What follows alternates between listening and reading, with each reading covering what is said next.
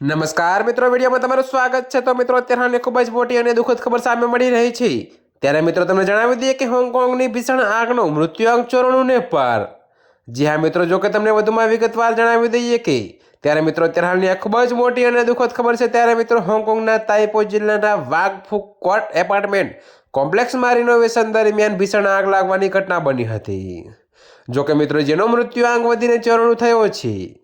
ત્યારે મિત્રો હજુ પણ કેટલાય ઘાયલો ગંભીર છે અને સારવાર ચાલી રહી છે। તો મિત્રો અત્યારે હાલની આ ખૂબ જ મોટી અને દુઃખદ ખબર સામે મળી રહી છે। ત્યારે મિત્રો તમને વધુમાં એ પણ જણાવીએ કે આ આગ 4 વર્ષમાં શહેરના ઇતિહાસની સૌથી ગંભીર ઘટના છે। તો મિત્રો બાસની જ્વલનશીલ સ્કેફોલ્ડિંગ અને બહારની હરિનેટિંગને કારણે આગ માત્ર 4 મિનિટમાં 31 માળની ઇમારતમાં ફેલાઈ ગઈ। ત્યારે મિત્રો અત્યારે હાલ માટે આટલું જ। મળીશું નવી અપડેટ સાથે। અને જો તમને અમારા વિડીયો પસંદ આવતા હોય તો વિડીયોને લાઇક, કોમેન્ટ, શેર અને અમારી ચેનલને સબસ્ક્રાઈબ કરવાનું ભૂલતા નહીં મિત્રો।